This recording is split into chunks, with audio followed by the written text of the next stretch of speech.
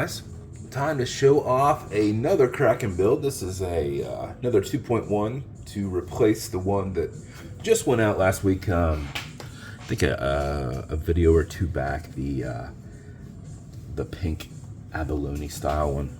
So this one, I don't know if I've just referred to these things incorrectly before, because they're definitely not the same style as the like oily abalone. These ones, like, it kind of has that look to it, but it's not, it doesn't have the like opaly colors involved. So I don't remember what I've referred to them before as. And some of these, it almost looks like a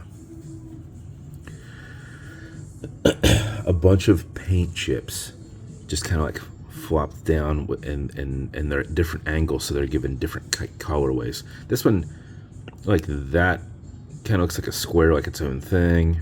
So there's a lot of like harder lines in some of these, but I don't know what to call them. These are definitely a sterile dial that I buy and then I revamp with the Kraken logo on them and remove all the posts and everything, so they'll work on my watches. But so an orange something dial. I'm sure I'll look in my what I've called the other ones and go, it's probably not what I should have called them, whenever I go to label this and do the description on it. But it is one of the sterile type style dials. Say that again. You don't have to say it 3 times. It's ridiculous. All right. Brushed 350 case. You've got a nice milled 100. Actually, what is that? That is a, yeah, it's a 100 style crown. A lot of times they're more of a tapered crown. I did a white cerakoted aggressive shark tooth bezel with a ghosted minute insert. It just depends on when it hits in the light. Basically, it's a silver insert, and where they've lasered it off kind of shows off in white. So when it's in a silver, it really ghosts really well, because these kind of go in there, but this kind of makes it stand out a little bit. It's silver on white instead of silver on silver. So it's ghosted, but not as ghosted as it normally is, with that style bezel on there. Kraken engraved milled caseback and engraved preview buckle. You got a silver set of hands there with the long loom seconds hand, and then this is on a nice thick white HD strap with off-white stitching. So I wanted to kind of go highlight the whites a little bit. The loom on the dial and the hands, the bezel, and the band. So all that kind of go together, and everything else in silver with the orange popping. So that's the build. Bezel on this will turn left. It'll turn right. It won't turn very easy, because I put them on there real tight now that I know how to do it a little bit better. Actually, I bought different tension rings and I modify them a bit, and they're a pain in the ass to get on. But once they're on, they're pretty impossible to get back off. So, which makes them tight. So, automatic mechanical, you've got a rotor in the back. So as you're moving, it's moving and keeping you wound. But before you put it on, before you set the time, make sure you wind it just a little bit, because if you do that and then you are not very active and you're not putting little micro winds in there, the watch could pause on you. So to avoid that, you are going to pre-wind it. So what you do is you back the crown off the threads until you hear it and feel it clicking. A little bit of click there. Hopefully you can hear that. Now you can wind, and a wind is a turn clockwise as you're looking at it from the side, or away from you. Man, you know, I haven't coughed for like a very long time, and I was just thinking about it in my last video, which made me cough. And now that I've done that, I've done it a couple more times. And normally, like, you know, people cough, but whatever I thought I got rid of, that's like deep down, that even though I cough, it's still there. That only shows itself whenever I'm talking at very long lengths, which I was on the phone like all day yesterday and didn't. So who knows what's going on? It's probably just my head. But good times.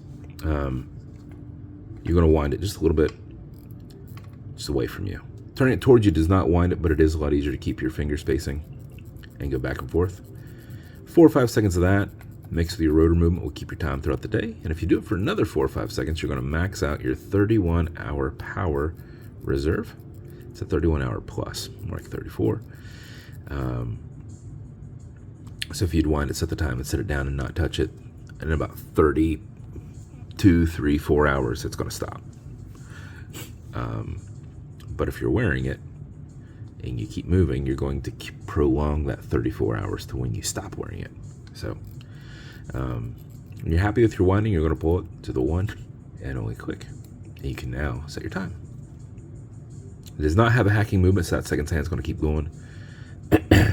You'll also notice you've got what's called a wobble crown.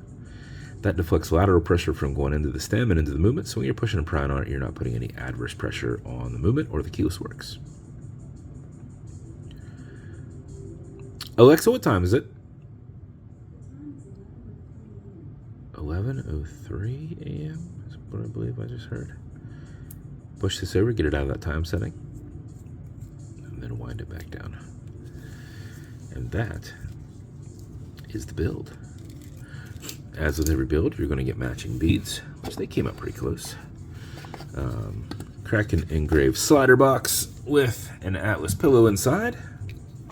You're going to get watch cleaner. This is good on all glass and metal, so everything here in the center. Non-streaking, non-toxic, non-residue, as well as a microfiber. You're also going to get leather conditioner. That is to make sure the strap stays perfectly soft, though you probably will never need it with this one. If you have other watches that are not as pliable or like harder on your wrist, sometimes you get some of that leather that's a bit more boot style. So it's a lot of times it's smooth, but it's hard. So you can always use that on it. Use a rag or something. Do not use one of your microfibers. And then just let it soak in. Typically, you want to do it on the back side that's making contact with your wrist. And then lastly, you're going to get some fine scratch remover. This is Novus 2 from Amazon, just repackaged. It's like Polywatch, and it's for your domed acrylic glass. So this right here, you can scratch it. If you do, you're going to put a tiny bit of this on it, and you're going to buff it out with your included microfiber.